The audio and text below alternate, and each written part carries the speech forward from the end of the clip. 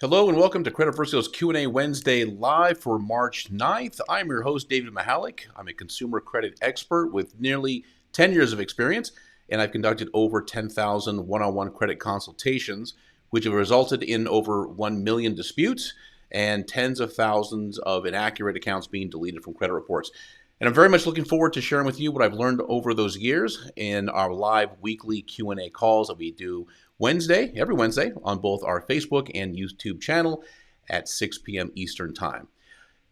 You've probably heard me say this before. Our credit report and scores play an enormous role in so many areas of our lives.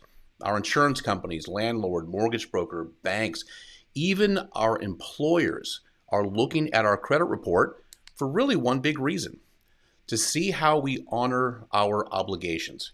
Having great credit is mandatory because credit reports are no longer just credit reports. they have become our adult report cards, and they tell the story of what we do when we are entrusted with credit. And that's why we do these weekly Q&A sessions. So during today's live broadcast, feel free to post your questions about credit reports, credit scores, the repair process. If you got questions about how to use Credit Versio, of course, I'm going to answer those for you as well. And let's start off by introducing yourself. That would be great. If you're new, let me know. Mike, one of our tried and true regulars, so good to see you. Welcome. Louis, welcome today. And what I'm going to do is I'm going to start by going over the most popular questions that I've got this week. Got a handful of them. Not going to spend a tremendous amount of time on them. But as I'm going over these questions, feel free to shoot your questions out there, and I will be more than happy to answer those for you. Derek, first question says, I signed up for services last week. Looking forward to my journey. Mailed off my first round of letters on Monday. Derek, congratulations. Dale Evans, welcome. Good to see you. Okay, let's start off with the first question. I got this question a lot this week, mostly on Facebook. And the funny thing is, and you'll hear me say this quite a bit, that about 95% of the questions that we get in our customer service team that picks up the phone, also the email directly to support@creditversio.com, questions that we get on Facebook, YouTube, about 95% of them are actually answered in the tutorial videos. So, definitely take a few minutes. We've got 4 tutorial videos, actually 4 quick start videos, and there's 2 other videos in that go into a little bit more subject matter. But all these videos are 3 minutes. Maybe I think we've got one that's 4 minutes. So they're really easy to go through and understand. They set the stage for what you really want to do to set up a successful account. And one more new person, Treya, welcome. Brand new, just mailed off round 1. Congratulations. In fact, you and also Derek, I'm going to have a special section on here. This is going to be the third and final question. So anyway, I've got really 3 questions I want to cover. The third one is going to apply particularly to Derek and to you, Treya. So the first question is, do I use a regular stamp, or do I have to send these certified mail? It's a great question. Let me explain the way it's done in the credit repair space. And I'm not saying that this is the same way that you have to do it. But if you look at big credit repair companies, the big monthly fee companies, I won't name them, but I'm sure you know who they are. The company that I came from before I came to Credit Versio, I was there for 7.5 years, and we sent, I can't tell you how many thousands and thousands of dispute letters on a weekly basis. Everybody in the space just puts a regular stamp, because one of the things that we know is that the credit bureaus have a really, really good intake system. It's all automated. They've all had the same address for decades and decades, so nobody's moved recently. Things getting lost in the mail is not a real thing on a considerable scale. It happens on occasion, it does, but it's very, very rare.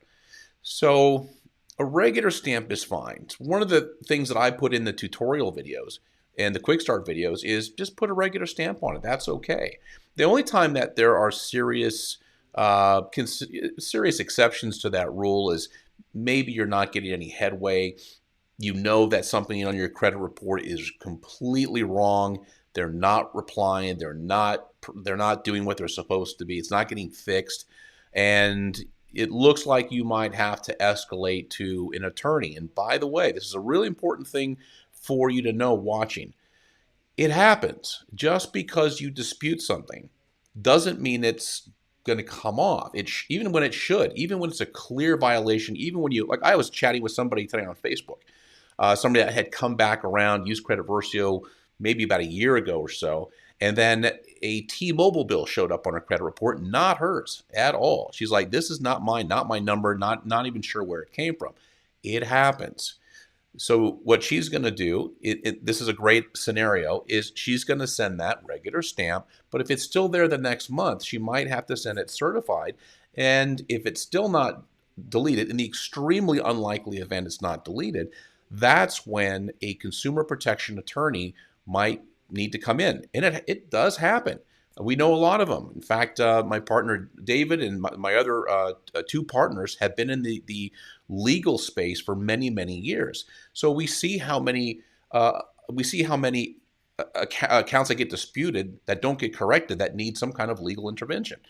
And one thing to keep in your back pocket, it's extremely unlikely you'll find yourself in this situation, but this is something for you to just keep for yourself, that if you do need that help, there is never a cost to you. Attorneys who specialize in the Fair Credit Reporting Act, the Fair Debt Collection Practices Act, these are the primary pieces of law that govern the credit bureaus. You will never pay a dime. This is all handled out of pocket by the defendant. And I just realized, oh my gosh, I'm looking at my picture, and I got to bring down the brightness. I'm really, really, really bright. Okay, so hopefully that helps. I look a little washed out on the screen here. Okay, so if in that case, if you are going to have some kind of a legal action, then maybe a certified mail is probably the route to go. But if you're not going to do that, regular mail is just fine.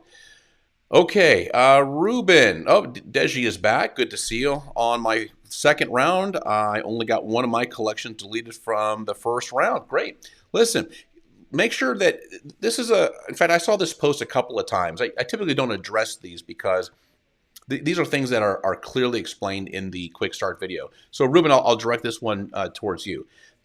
The word only is really very, it's very subjective. Just because you dispute something doesn't mean it's coming off. There's really 4 sets of circumstances whereby an account is justifiably removed before the 7-year period. And that is if the account is erroneous, that just means it's wrong, or something about it is just completely off. Like the T-Mobile example I just gave. That's an erroneous account, doesn't belong to her. So erroneous, outdated, meaning it's beyond the 7-year mark. Incomplete, meaning there's missing data that is not creating a complete file, which, by the way, really doesn't happen all that often anymore because the reporting standards and the how clear things are spelled out in the credit reporting resource guide. You don't really see a lot of incomplete data anymore, but it happens. There's always exceptions. So erroneous, incomplete, unverifiable, and so erroneous, incomplete, and unverifiable is the other big one. So unverifiable is really one of the reasons why things get deleted pretty frequently. Is the creditor, for whatever reason, just doesn't have the ability to verify the information. So Ruben, for you, you may get nothing deleted, you may get one thing deleted, you may get a whole bunch of things deleted. It's really at the discretion of, first of all, the data furnisher, and then second, to some degree, the bureau. Now, when people write in like, hey, listen, I disputed everything, nothing got deleted, well, that means that all of your creditors / data furnishers were able to verify that the information is correct, and therefore the accounts will remain for the full 7 years. Now, the exception to that is if you see something that's clearly wrong, it's clearly inaccurate, it's not being fixed, use a custom reason and explain to the bureau what's wrong. And if they don't fix it, that's when you might want to speak to an attorney. Okay, let's go up here. Dale, just in case you didn't get a chance to check your emails today, sent you a direct message. Yeah, I'll take a look. I can be a couple days behind usually, Dale, as long as you're asking me a question, because a lot of people will send me stuff. Hey, this is what happened, and they don't ask me a question. I don't know why people do that, but it happens from time to time. Okay, let's see, Mike. Do you agree with having a store credit card can be a good mix of your credit? I had a suggestion through Credit Karma, just curious. So, Mike, it doesn't matter if it's a store credit card, a revolving account's a revolving account. Personally, I'm not a fan of store credit cards, and here's why. First of all, you can only use it for that store, most likely. I mean, maybe there's some exceptions to the rule. I know some stores have like a group of stores where you can spend the money, and I know that on occasion, you know, that to incentivize you, they'll give you that 10% or 20% off, and okay, but if, like for me personally, I've got 4 primary cards, a couple of Visas. I got a Discover, and I think I got a Chase card. Yeah, Chase Visa.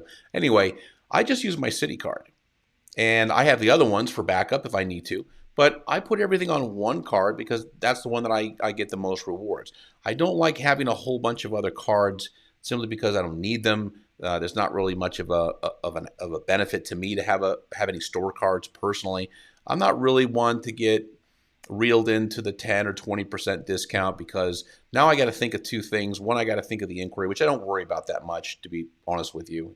When you're over 740, 750, inquiries probably play zero role in your score whatsoever. But the other thing too is now I'm reducing the average age of my accounts because I've got a new account that I just added. And is it worth it for 10, 20% of some kind of a menial purchase? Usually not for me anyway. So to answer your question, Mike, a revolving account is a revolving account. If I don't know why they would say get a store card, maybe they're pushing something. It's possible, but another Visa, MasterCard, Amex card added is gonna suffice. But you really don't need more than a handful of credit cards. You just need as much as you think is enough for you as far as how much portable capacity, how much credit you think you need. Okay, all right. Another lesson learned. You are very welcome. Deji, good to see you. I have been stocked in 680 for the last 6 to 8 months. Every time I get to 690, they come with something to drop to 680 again. Okay. So, Deji, keep in mind that there are some things about your credit score that you really can't control. And that section really has to do with age of accounts, which I was just talking about. That's 15% of your score. So depending on the FICO model, that can be about 82 points or so. If you have a newer credit file, one of the reasons why you don't see really young people in their 20s with 800 credit scores is because they just don't have a big enough file to accomplish that. Most of the people that I see anyway that have 800 plus credit scores are in their at least their mid 30s, late 30s. Because it's that age of account. Now, for you, that's not a big swing. Okay, 10 points, 680, 690. You might have heard John and I talk about on past videos something called score migration. Score migration is just that natural fluctuation that you have in your score, up and down, up and down. 25 points is a pretty normal score migration. Now, it can swing a little bit more than that if you're in the credit repair process, because there's a lot of things going on. You might be deleting things that have account history. There's a handful of things that can be a little confusing to both VantageScore and FICO during the dispute process. If it's an older FICO score, like 2 or 4, like the mortgage scores, you can see pretty big jumps up in score because when something's in dispute, it's removed from the score factoring. So that's how you get an artificial jump in score. But for your case, likely what's happening is you're experiencing normal score migration. You might not have the history. Make sure that your credit cards are paid off. People really overthink the credit utilization a little too much. You're like, well, it's got to be 1%. It's got to be under 10%. We'll keep it under 30%. Yeah, if you have some derogatory credit, it's possible that you might lose points when you go over the 20, 30% utilization. But really, for credit cards, you want to make sure you pay those off. Endeavor to pay your credit cards off every month. That's perfectly fine. You don't need to leave a balance in order to get credit. And yes, theoretically, a 1% utilization is a perfect utilization, but perfect in the sense that it might take somebody who is an 845 to an 850. But if you're in the 6s or the 7s, then don't waste your time. That 1% is not going to do anything for you. There's too many other variables involved that FICO and VantageScore are more concerned about. So for you, Deji, just if you haven't been able to get to 700, that's okay. You'll get there. Time is one of the most significant aspects of your credit score. You can't control that part. Unless, of course, you're deleting things that have a lot of history to them, which hopefully you're not. But just keep paying your bills on time, keep the credit card balances low, and you'll get there. And don't do anything derogatory. That's probably one of the most important parts. Okay, Richard Martinez, hello, good to have you here. Let's see.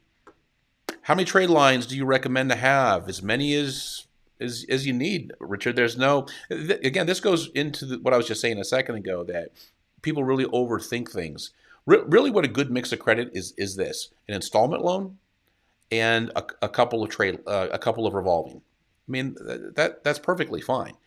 Uh, Really, the amount of credit that you need, as far as credit cards goes, is enough to where it provides you with your portable capacity needs, your line of credit, whatever you're going to be spending, and that you can pay off on a monthly basis. If you have an installment loan, that's great. It doesn't matter if it's being paid on or not. Like you've got a paid car loan, you're checking that box for having an installment loan. But yeah, there's no real magic to it, Richard. I've seen people who have 800 plus credit scores, and they've got 7, 8 lines of credit. A couple of cars they paid off, a couple of credit cards, maybe some personal loans in the past. And I've seen people with a ton, like 100 accounts, 100 plus accounts, where their scores are in the sixes. They got a great mix of credit, but they've got a mix of some derogatory credit. They've got over usage on their credit cards, and they're not really going anywhere.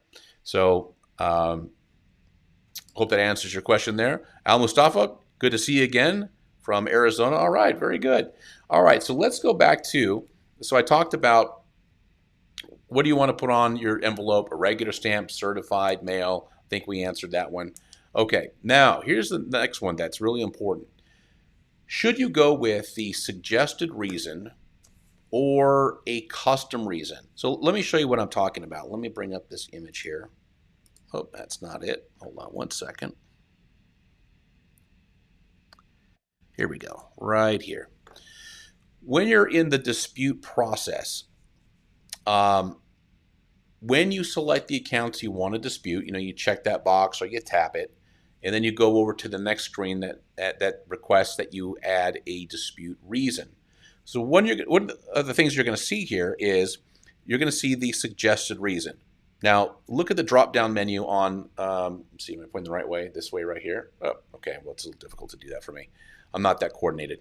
You'll see it says late payment error. This is in blue in the drop-down, and it says suggested. Now, a little bit of advice when you're going through this process. The drop-down menu is there to give you virtually any reason you can think of, any reason that there might be to dispute something. Whether it's, if we go down this together, let's go underneath the Experian and TransUnion disputes. Those were from the previous month. Don't remember being late, status verification request, incorrect balance, victim identity theft, balance was paid, charge-off balance, never late, sent to collections, frivolous dispute response. I previously disputed this. That pretty much captures just about everything. Now, when you see where it says error, now that's the one that's highlighted in blue and checked. When you see error, that means that Credit Versio's AI scanned this item, compared it to the other two bureaus, and found something wrong, significant enough to where it believes that this is going to be your best reason, your best dispute reason, the best way to attack this particular account. Now, what if you don't see that? What if you don't see the word error in there? Doesn't mean it's not a great dispute reason. One of the things that Credit Versio does is it tracks the dispute reasons that are the best, and it will serve at the very top traditionally what the best dispute reason is for that particular account, whether it's a repossession, a foreclosure, late payment, a collection. It knows how to give you the right suggested reason. But having said that, the best reason, apart from an error reason or an error suggestion, which is what we're seeing right here in this example, is a custom reason. So what does that mean? Well, the best dispute reason is the one that explains why the account is not reporting accurately. So if you were here in the beginning of the live, I was giving an example of a past client that was communicating with me via chat today, and she's coming back to use Credit Versio because she's got a T-Mobile bill that's not hers, phone number's not hers, doesn't recognize it. So that is going to be a custom reason because, first of all, Credit Versio is just going to see a collection. It has no way of knowing that that's not that isn't her collection. So Credit Versio doesn't know the backstory. So that's why in those cases where a custom reason is the best fit, you want to write out exactly what's going on. in her situation, which I told her, use a custom reason, explain it's not yours, this isn't your number, and take it from there. So suggested reasons are really powerful, and frankly, I think the overwhelming majority of people who are using Credit Versio are relying on the suggested reason to guide them through the process. Because what's great about suggested reasons is, or the reasons in general that come from the drop-down menu, is Credit Versio remembers them. So when you do your first round, and then who was it I was talking to a second ago? I believe it was Treya and Derek. Okay. The next question I get to is going to apply to you. But what's really important about the dispute process is continuity and the flow between round one, round two. Round two is an escalation of round one. So in round one, let's say you get 1 or 2, 3 things deleted. That's great. Round ones typically are not terribly successful because credit data furnishers might just blow you off because they know that most people don't follow up with a second dispute. So if you get something coming off on round one, usually it's a lot of low-hanging fruit, things that have an auto drop protocol at the bureaus or the data furnisher. Meaning, if let's just say a credit card company, you've got some late payments that are 4 years old, chances are they're not going to be able to do an investigation on that. So when they receive that dispute from the bureaus, it's just an auto delete function. So that nobody has to do an investigation really. They're just going to say, okay, great, we give up. Here it is. Here's the deletion. So sometimes on round one, you'll see a lot of just auto delete protocols in place to remove things where they're not going to do an investigation. They're just going to get rid of it for you.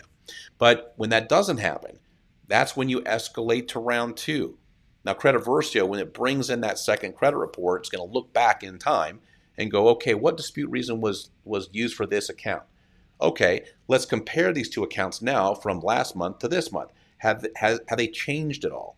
Now, if a change has been made and there's an error, you'll get a suggested reason with an error description to the right. If you don't, then it's just a straight up escalation for that particular kind of account, and Credit Versio will guide you through round two. Same thing happens with round three. Same thing happens with round four. So Credit Versio is scrutinizing the account every single time a new credit report comes in. And by the way, a bunch of information that's probably not really, that you probably don't want to know, but the layers and layers of complexity that it takes to scan these accounts and compare them from the first account to the second, and then the third. So that third credit report looks at the account, then compares it to the second credit report, and then the third, to see if there's any discrepancies, any errors along that whole trajectory. And if so, what is the proper dispute reason, taking everything in consideration? So this is one of the reasons why Credit Versio is a far better dispute analyst than a human being, because people we don't remember what happened to the last credit report and the credit report before that. When we do dispute processing, which I've done before, you're looking at two credit reports side by side, this month and last month, and just kind of scratching your head and going down a 30, 40, 50 page credit report. It takes a long time. Credit Versio, done. Just like that. And it's going to see things that people don't see. So that's why those suggested reasons are really, really powerful if they apply. Again, if they don't, use the drop-down menu. If you've got a custom reason, if you know exactly what's wrong with the account on your credit report, use a custom reason, which is why we put it the second option down. You'll see it below the one that says, I'm looking the wrong direction. I should be looking over on this side. But if you see the highlighted in blue late payment error and it says dash suggested, look right underneath that, custom reason, because we know that custom reasons are very, very powerful. Okay. Let me get rid of this one. Any questions on that? I went off on that for a second. Let me know if you have any questions. Richard, I'm currently in your program. Great. And this is going to, next section is going to apply to you as well. And then successful. So I have old medical copays on my credit. Okay. Make sure you're asking me a question, if you make a statement, then I'm going to have to make an assumption as to where you're going with it. So let's just ask me a question, and then I'll be more than happy to answer it for you. Okay, let me get on the third part here. This is a subject that I've been wanting to talk about for a little while. And it's something that we experiences every single day. People writing into support or calling in and saying, "Hey, I want to close my account." When they say that, they're referring to their monitoring account because Credit Versio is free. There's really nothing to close, but we can go into people's accounts and help them close their monitoring account, which is usually what they're referring to. More often than not, what they're wanting to close, or when they're asking for this right in round one. And what that tells me is that they're not paying attention. That despite the fact that we have great quick start videos and we have prompts along the way, that they send out one round of letters and they're like, okay, end the dismount, I'm done. Well, it doesn't work that way. And what happens a lot of times is they have a Credit Karma app and they see that something got updated. They can't figure out what got updated. It looks like stuff didn't get deleted. So they're like, oh, well, this doesn't work. This is why most of the people who try to fix their own credit fail. It's not because the first letter wasn't successful. It's because they don't know how to follow up. They don't do a round two, they don't do a round three or a four, and sometimes it requires even a fifth round. It's really surprising when the team here and I go through people's credit reports and we look inside of their account and we look at the accounts that have been deleted. It's amazing to see, because Credit Versio will tell you what round things were deleted. It's amazing to see that an account that was disputed several times gets deleted in around 4 or around 5. Sometimes if there's an error that's picked up, sometimes it's deleted in round 6. I mean, we see that all the time. It's really, it's kind of a discouraging thing when people cancel on that round 1 and then go, well, this didn't work. Well, you didn't do what you were supposed to do. You're not done at round 1. We have a saying in credit repair, and this has been something that I can't tell you how many hundreds and hundreds, maybe even thousands of times I've said this. And people in credit repair who do full service credit repair, which is the industry that I come from, say this all the time, that the credit repair process really begins at round 2. Because round 1, like I said before, you have a lot of auto delete protocols. You have your low hanging fruit that will come off, but that's just the easy stuff. That's just the stuff that really didn't kick. So what happens a lot of times, and this is my opinion. I don't really have any. I don't have any facts to back this up, but this is an observation that I've made doing this for almost 10 years now. And that is when you send a dispute, a lot of times the data furnisher will just automatically come back and say everything's reporting accurately, because they know, I believe that they have a good sense that most people who do an online dispute or send a letter themselves, or whether it's through Credit Versio or they got some template somewhere from either from the FTC or the CFPB website, and they sent that first letter and nothing happens. A lot of times they just go, well, I tried. I guess I'm not going to be able to get this stuff deleted. Well, that just saved the data furnisher and the bureau a whole bunch of work, because probably 75, 80% of people who do one round just don't do anything anymore. They quit. Or maybe they go hire a credit repair company, not knowing that had they gone to round 2 and then 3 and then 4, they very likely could have gotten a result that would have taken 3 or 4 rounds to get. Not going to happen in round 1. So come to this, and again, this is to my newbies that are watching today. You've got to take in consideration that the dispute process, whether it's Credit Versio yourself, whether you're hiring somebody to do it for you, you cannot undo the damage that people have done to their credit reports over a period of time, maybe months, maybe years, with one dispute letter. So this is a process. And by the way, the credit repair process is not just about dispute letters and trying to get things deleted. That's just half of it, if that. The other big portion of it is rebuilding, is understanding how credit works, is having the right kind of credit, paying things off on time, building credit, and then doing it consistently over time. So there's a mindset component to this as well. That's really important to understand. Okay. Mike, so I guess, yes, I'm a loser and didn't pay my bills. It's not good suggestive reason to have it deleted. So, um, well, no, that's not, you know, writing to the bureaus and saying, hey, listen, I couldn't pay it. Can you delete it? No, that's not really a reason. Years and years ago, when I was working in finance for Saturn, if you remember the car company. So I'm dating myself. I had this lender come in. She was like a C paper lender. So if somebody couldn't get approved by GMAC back when they were around, they were like a big credit union, big lender.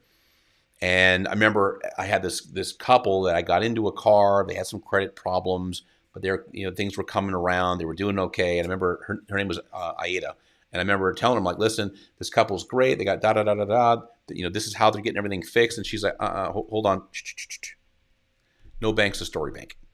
She goes, as far as the bank's concerned, their story is right there on their credit report. That's the story that we care about.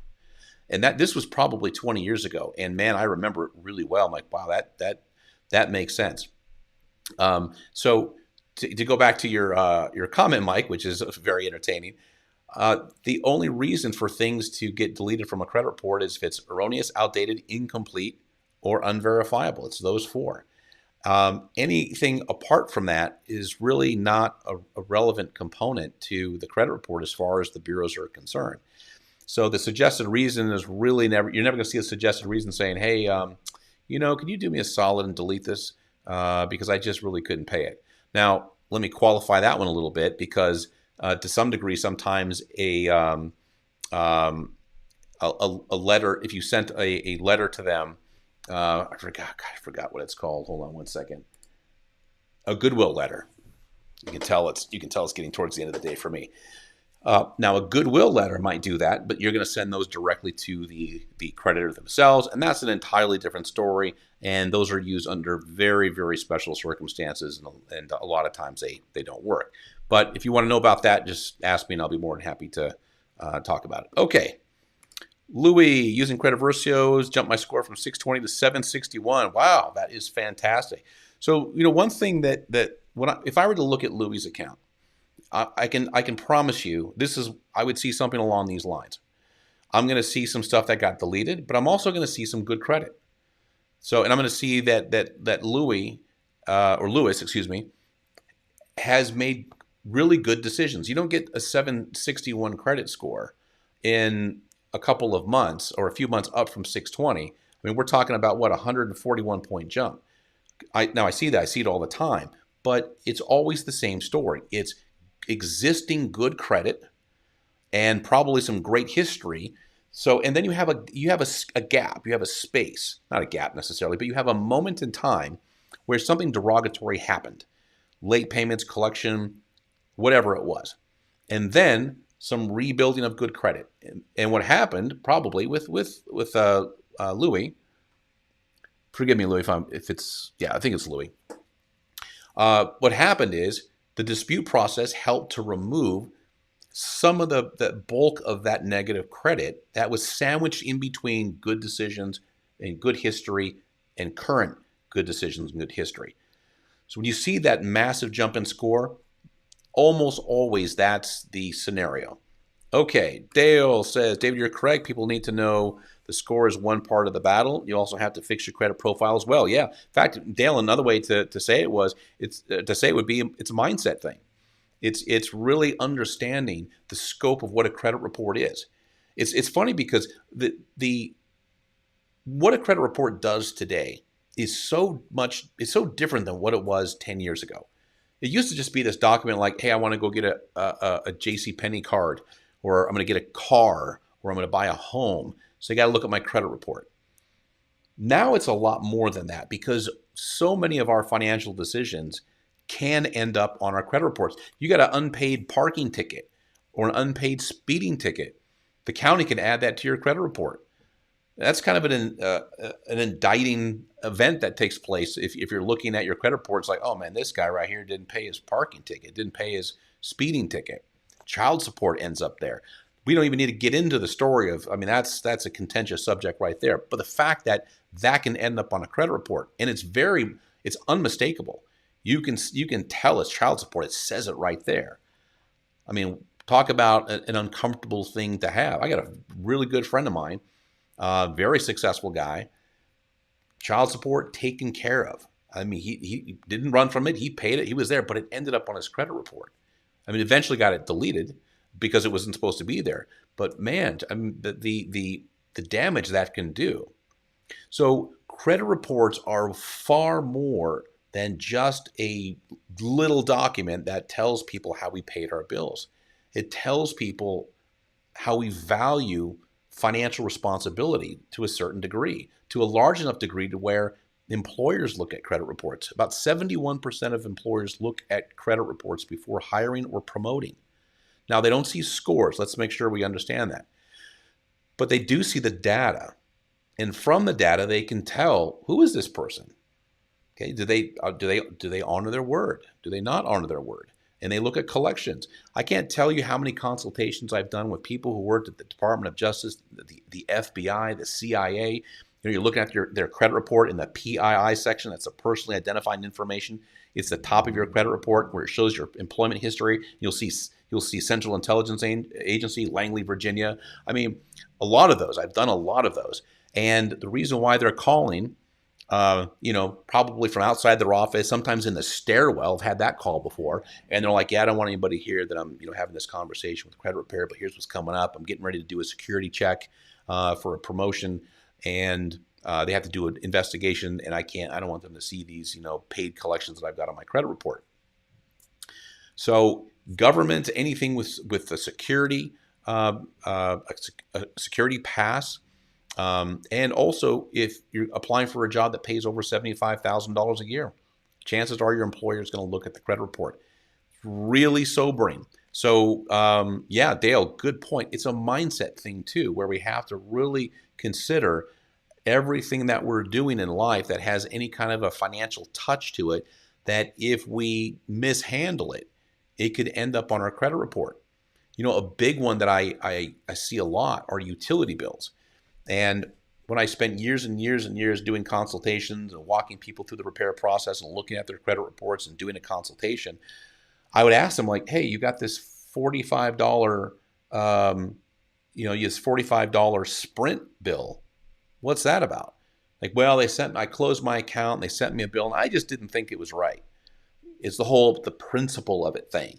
I'm like, "Well, that principle, that $45 probably cost you 100 points. And it's ruining a ton of stuff on your credit report. It would have been better just to pay the $45 and, all right, lose the battle, win the war." So it's a mindset thing too. Okay, successful writes, "I have old medical Okay, great. I'm glad you expanded your question. Let's take a look. "I have old medical co-pays on my credit report. I've researched info that says don't pay them because they are old. They have been sold to a collections agency. If I pay them, will they hurt my credit?" Okay, great question. Couple of things. Let me just put that up again for people to see that. You're never going to hear me tell anybody to not pay your bills. If they're yours, pay them. Now, to answer the question, is it going to hurt your credit? No. In fact, people this used to be a tactic. I think I don't know why, but a lot of people in the credit repair space would use, like, "Oh, hey, if you pay your collection, it's going to re-age it." No, it doesn't. 100% factually incorrect. The DOFD, this is hard coded into the account. You probably won't see it because the consumer credit reports that we look at don't have a lot of this information like a DOFD. Some do, most don't. DOFD means the date of first delinquency. It's that 30 days that cause that to go into default status. That's where your 7-year mark starts. Now, if you pay the collection, it doesn't get re-aged. And the contemporary scoring models like FICO 8, FICO 9, Vantage Score 3, Vantage Score 4, if they see a paid collection, they ignore it. Now, that's not the case with like auto FICOs or mortgage FICOs. They don't care if it's paid or unpaid. It's a collection as far as they see.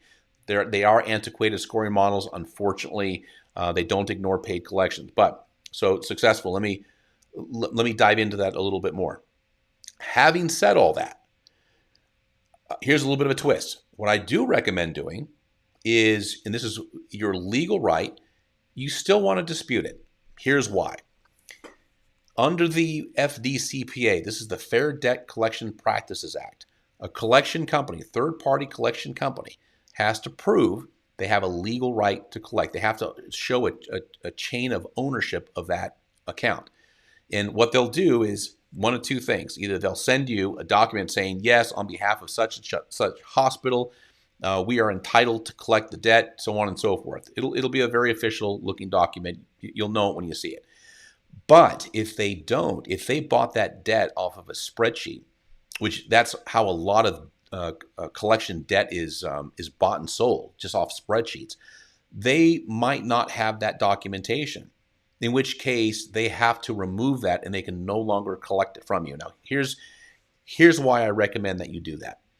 It is possible that debt is sold to one company and you pay it, and then maybe it gets sold to another company. It doesn't happen very often, but it happens. Well, how do you know for sure that you owe that company money? Okay, you want to do a debt validation, and Versio understands that dispute. So when it sees a collection on your credit report, it doesn't care where it comes from. A collection's a collection because it's not a trade line. And Versio is going to say, okay, I'm going to dispute this account. It creates the letter. It says, hey, I don't have any contract with to pay this account from you. Please show me that you have a legal right to collect. So that's a standard debt validation letter for collection. So successful, that's what I would do, is dispute it first. Give it 2 rounds, because collections are pretty straightforward. Actually, I take that back. Give it 3. We see a lot of collections coming off on round 3 now for whatever strange reason. It used to be by round 2, if it was coming off, it would come off at round 2, and then it wouldn't afterwards. But do 3 rounds of disputes. If they're sending you documentation that says, yes, we have a legal right to collect, here's the documentation, great, pay it.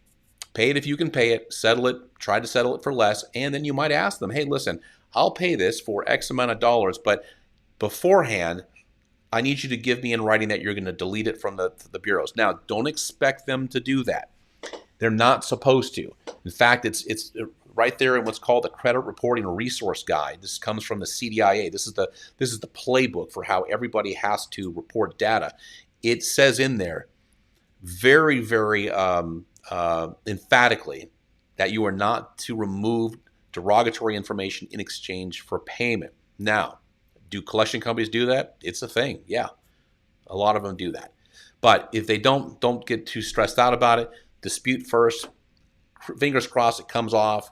If it doesn't, settle it for less. Try to get it removed with a letter from the collection company. And if you can't, just pay it anyway.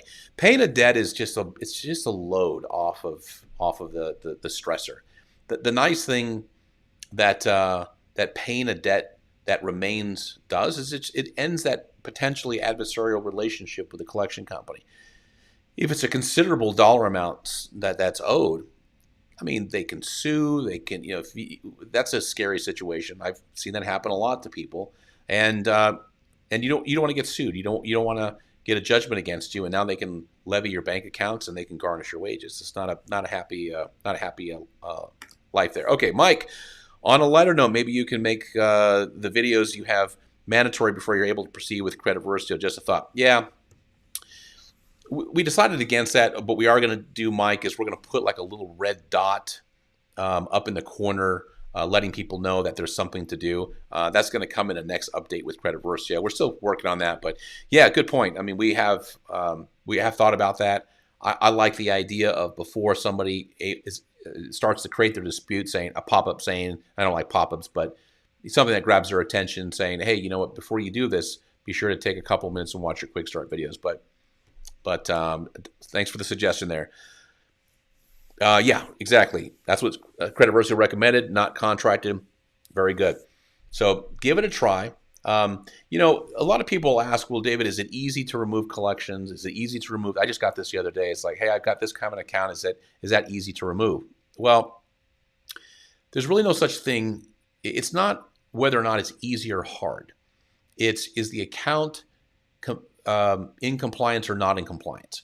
If it's not in compliance, and that represents a whole host of definitions. Is it verifiable? Is it accurate? Is everything on there exactly as it should be in accordance with the law? If it is, it still might get deleted. The data furnisher, in your case, successful, talking about a collection, yeah, it might be a real debt, but the collection company just doesn't have the ability to verify that they have a legal right to collect. That's a violation of the FDCPA. They have to delete it. Now, what might happen is that they could notify the hospital saying, yeah, we couldn't get this. And then maybe the hospital sells it to somebody else. It happens. Typically with debt, with collection debt is an asset. It can be bought and sold. And the older that debt gets, the less value it has. Like collection companies, your premium collection companies, the ones that get debt assigned to them, they get contracted to collect debt on behalf of a company, and there's debt buyers who they just buy the debt for pennies on the dollar. They both operate somewhat the same, where they want the fresh stuff. They want the stuff that's not very old, couple of weeks, couple of months, whatever the timeline is, because they know that if it's new debt, there's a pretty good chance that they can use some leverage, threatening to put the account on the credit report. They have a little bit more leverage over the prospective client than, say, if I'm buying debt that's a year old or 2 years old, and I'm buying it from big collection companies who were never able to collect the debt. So if they can't get it, chances are pretty small I'm not going to be able to get it either. But if I buy enough of this, kind of D paper, this older debt, if I buy this stuff for pennies, like 2, 3, 4 cents on the dollar, and if I get one or two people to pay just because I hit them at the right time in their life, and they're like, yeah, you know what, let me cry uncle here, let me pay you, let me get past this part of my life, well, then that's a win for them. So the reason why I'm explaining that is, if you've got debt that's over a year and a half, 2 years old, you're not really going to see that debt bounce around a lot, because frankly, there's just not a lot of debt buyers out there who want to buy something that's that old. Okay. So those are the subjects that I wanted to go over. Gosh, can you believe, man, are we at 52 minutes? My goodness, that really went fast. Okay, so I'll hang on here for a couple of minutes. If you have any other questions, feel free to throw them in here. That is probably the fastest 52 minutes I think I've ever seen.